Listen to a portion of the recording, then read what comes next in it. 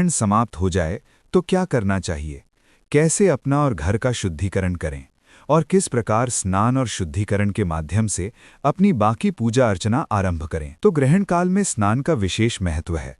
हमारे ग्रंथों के अनुसार ग्रहण के स्पर्श काल में स्नान और ग्रहण समाप्ति पर पुनः स्नान करना चाहिए और स्नान के मुख्य 3 नियम हैं। ग्रहण शुरू होने से पहले और बाद में दोनों बार स्नान करना चाहिए। सूतक काल शुरू होने से पहले एक बार स्नान करें और ग्रहण समाप्त होने के बाद यानी शाम को 6:46 के बाद फिर से स्नान करें। ग्रहण के बाद का स्नान मोक्ष स्नान कहा जाता है और ये सबसे महत्वपूर्ण है। स्नान के लिए सबसे महत्वपूर्ण है कि आप गंगा जल का उपयोग करें। अगर आप पवित्र गंगा नदी में जाकर स्नान कर सकते हैं तो इससे अच्छा और शुभ कुछ भी नहीं है। लेकिन अगर ये संभव ना हो तो अपने स्नान के जल में ही गंगा जल की कुछ बूंदें अवश्य मिला लें और स्नान के जल में गंगा जल मिलाते हुए इस मंत्र का उच्चारण करें। गंगेश यमुने चैव गोदावरी सरस्वती नर्मदे सिंधु कावेरी जलस्मिन सन्निधि कुरु। यानी कि हम उस जल के अंदर सभी पवित्र नदियों का आवाहन करते हुए उन्हें आमंत्रित करते हैं और मानसिक रूप से उन सभी पवित्र नदियों में स्नान करते हैं। शास्त्रों में ग्रहण स्नान के जल की श्रेष्ठता का क्रम इस प्रकार से बताया गया है। ग्रहण कार्य के अंदर सबसे अच्छा होता है समुद्र का जल। अगर समुद्र में जाकर स्नान कर सकते हैं तो ये सबसे श्रेष्ठ है। उसके बाद दूसरे नंबर पर आता है गंगा जल, यानी कि गंगा नदी में किया गया स्नान या फिर गंगा जल से किया हुआ स्नान। उसके बाद तीसरे नंबर पर आता है किसी भी नदी का जल। अगर आप किसी भी नदी में जाकर भी स्नान कर सकते हैं तो वो भी ग्रहण काल में अच्छा माना गया है। उसके बाद आता है सरोवर का जल और फिर आता है बहता हुआ जल और अंत में आता है स्वयं निकाला हुआ जल। अगर इनमें से कुछ भी उपलब्ध ना हो तो घर में ही गंगा जल मिलाकर भी स्नान किया जा सकता है। अब देखिए, स्नान से जुड़ी हुई एक बहुत महत्वपूर्ण बात मैं आपको बताऊं। हो सकता है शायद ये आपको ना पता हो, लेकिन हमारे शास्त्रों के अनुसार स्नान हमेशा वस्त्र के साथ करना चाहिए और यही नियम ग्रहण में भी लागू होता है। संपूर्ण निर्वस्त्र होकर सामान्य दिनों में भी स्नान नहीं करना चाहिए। तो फिर ग्रहण में तो विशेष रूप से इस बात का ध्यान रखा जाता है। ग्रहण के बाद का स्नान वस्त्र सहित करना चाहिए, यानी कि जो वस्त्र आपने ग्रहण काल में पहने हुए थे उन्हीं वस्त्रों में स्नान करना चाहिए और उसके बाद स्वच्छ वस्त्र धारण करने चाहिए। ग्रहण काल में आपने जो वस्त्र पहने थे उसे धो लेने चाहिए और स्नान करते हुए भगवान के नाम का स्मरण और चिंतन कर सकते हैं और तत्पश्चात शुद्ध वस्त्र धारण करने चाहिए और संभव है तो अपने आप को पवित्र तिलक से सुशोभित करना चाहिए। जब ग्रहण समाप्त हो जाता है और आप स्नान कर लेते हैं तो उसके बाद घर की शुद्धि करनी होती है और घर की शुद्धि के लिए भी गंगा जल का उपयोग किया जाता है। आपने संपूर्ण घर में, रसोई घर में जहां जहां पर भी कुश घास, तुलसी पत्र, काले तिल इत्यादि सारी चीजें रखी थीं, उन सबको हटाकर अब संपूर्ण घर में, रसोई में गंगा जल का अच्छे से छिड़काव करना चाहिए। अगर गंगा जल नहीं है तो गौमूत्र का छिड़काव भी पवित्र बताया जाता है और अगर आपके लिए संभव है तो आप घर की सफाई भी कर सकते हैं, सामान्य सफाई जो आप रूटीन में करते हैं। उसके बाद जप माला जिसके ऊपर आपने जप किया था, ग्रहण समाप्ति के बाद उस माला को भी शुद्ध जल से धो सकते हैं और उसके बाद उसे सुखा सकते हैं या फिर आप उसके ऊपर भी गंगा जल छिड़क कर उसे पवित्र कर सकते हैं। आपने जिस आसन पर बैठकर अपने ग्रहण काल में जप या ध्यान किया था उस आसन को भी धो लेना चाहिए और विशेषकर आपका जो पूजा स्थल है, मंदिर की जगह है, उस स्थान को विशेष रूप से अच्छे से स्वच्छ करना चाहिए। गंगा जल या तुलसी के जल से मंदिर और घर में छिड़काव करना चाहिए और ऐसा करने से ग्रहण काल की बाकी बची हुई जितनी भी नकारात्मक ऊर्जाएं होती हैं वो दूर हो जाती हैं। आइए अब बात करते हैं ग्रहण काल में देने वाले दान के विषय में। ग्रहण काल में दान करने का विशेष महत्व बताया गया है।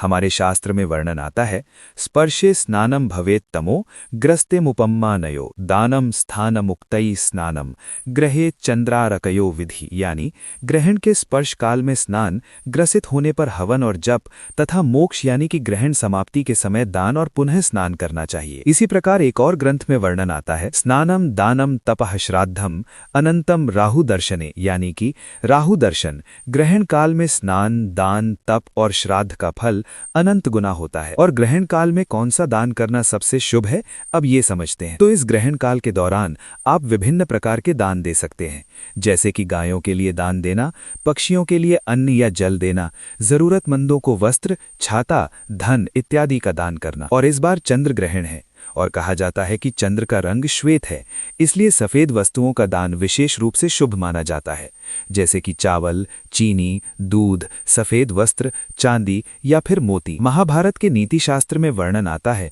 कि दान से स्वर्ग प्राप्त होता है, दान से सुख प्राप्त होता है। इस लोक और परलोक दोनों में दान से मनुष्य पूज्य बनता है, तो ग्रहण काल में अवश्य दान देना चाहिए।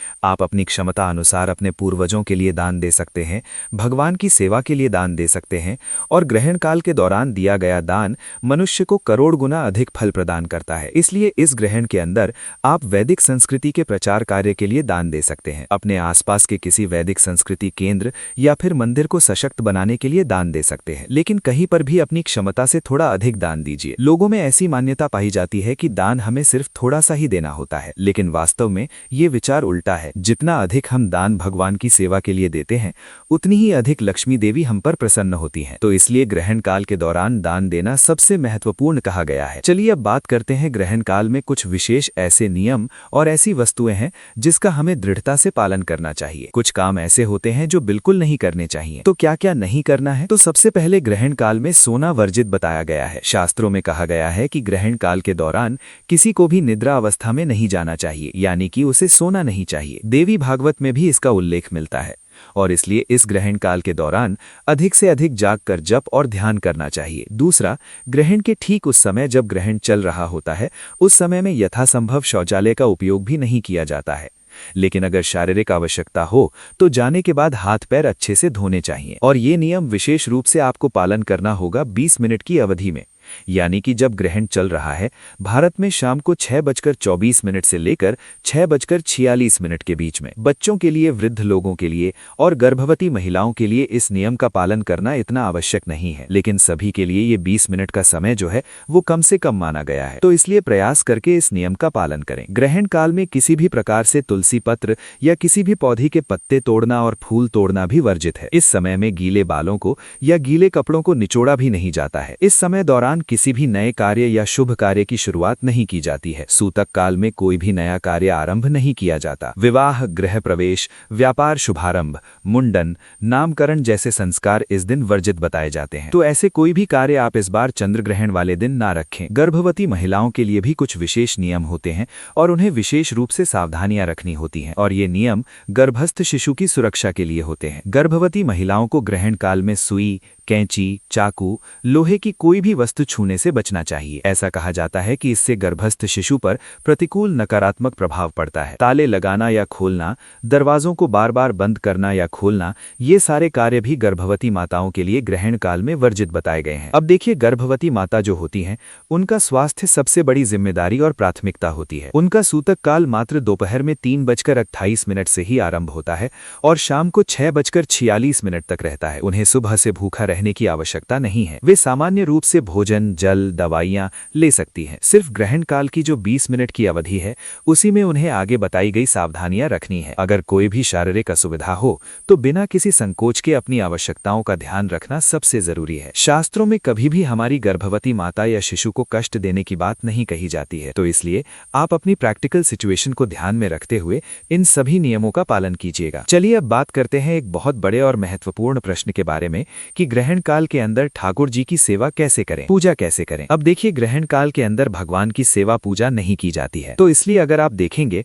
तो सभी मंदिरों के पट भी बंद हो जाते हैं। जैसे ही सूतक काल आरंभ होता है, वैसे ही भगवान के मंदिरों के द्वार बंद कर दिए जाते हैं। और यही नियम हमारे घर में जब हम विग्रहों की सेवा करते हैं तो उसके लिए भी लागू होता है। ग्रहण काल के दौरान आप किसी भी प्रकार से सूतक काल में भगवान के प्रत्यक्ष विग्रह, मूर्ति की पूजा, आरती, अभिषेक, भोग लगाना, ये सारे कार्य नहीं कर सकते हैं। और इस बार सूतक काल सुबह 9:39 से शुरू हो रहा है, तो इसलिए प्रातःकाल ब्रह्म मुहूर्त में उठकर भगवान की सारी सेवा पूजा संपन्न करनी होगी। और 9:39 पर आपको मंदिर के द्वार बंद करने होंगे। तो उसके लिए सबसे पहले ब्रह्म मुहूर्त में उठ जाइए और ब्रह्म मुहूर्त में उठकर भगवान की मंगल आरती करें, क्योंकि उस दिन गौर पूर्णिमा का अवसर है। अगर मंदिर में जाकर कर सकते हैं तो और अच्छा है, और अगर घर में कर सकते हैं तो भी कोई समस्या नहीं है। भगवान की आरती करें, उन्हें मंगल स्नान करवाएं, उन्हें सुंदर वस्त्र, श्रृंगार आदि धारण करवाएं। प्रातःकाल की सारी पूजा अर्चना, मंगल आरती समाप्त करने के बाद भगवान को पर्याप्त भोग अर्पण करें। उसमें तुलसी पत्र अवश्य रखें, और ये सारे कार्य सुबह 9:39 से पहले कर लेने हैं। जैसे ही सूतक काल शुरू हो जाए, भगवान को शयन करवा दें। अगर घर में पूजा का स्थान है या मंदिर है तो उसका पर्दा बंद कर दें, दरवाजे बंद कर दें, और जब ग्रहण समाप्त हो जाए, यानी कि शाम को 6:46 के बाद ही ही आप खुद स्नान इत्यादि के द्वारा स्वच्छ हो जाएं और फिर मंदिर की सफाई करें और फिर मंदिर के द्वार खोलें और फिर आप मंदिर को भी स्वच्छ करके सायंकालीन आरती कर सकते हैं और भगवान को ताज़ा बनाया हुआ भोग अर्पित कर सकते हैं। अब देखिए, आप में से कई भक्तों ने हमसे पूछा था कि हमारे घर में तो लड्डू गोपाल है, सूतक काल इतना लंबा है, तो क्या पूरे समय तक भगवान को भूखा रखें हम? ये आपका प्रश्न बहुत भावपूर्ण है। हम समझ सकते हैं कि आप भगवान से कितना प्रेम करते हैं। तो देखिए, इसका समाधान ये हो सकता है कि जब सूतक शुरू हो जाए उससे पहले, यानी कि सुबह 9:39 से पहले भगवान को अच्छे से स्नान करवा दीजिए, वस्त्र पहनाइए और उन्हें प्रेम से अच्छा बहुत सारा भोग लगा दीजिए। और उसके साथ साथ उनके लिए कुछ ड्राई भोग जैसे कि सूखा मेवा, बादाम, किशमिश या फिर कोई भी ड्राई स्नैक्स बनाकर आप भगवान के पास रख दीजिए। और उन सभी भोग के अंदर में तुलसी पत्र अवश्य होना चाहिए। और फिर जब सूतक काल शुरू होता है तो उस समय में आप भगवान के मंदिर के द्वार बंद कर दीजिए, पर्दा लगा दीजिए। तो इस प्रकार सूतक काल के दौरान भी भगवान के पास भोग रहेगा और जल भी रहेगा और दोनों के अंदर तुलसी पत्र होंगे। तो इसीलिए आपके मन में भी कोई संशय नहीं रहेगा। अगर भगवान को इच्छा होगी तो वो ये भोग स्वीकार कर सकते हैं।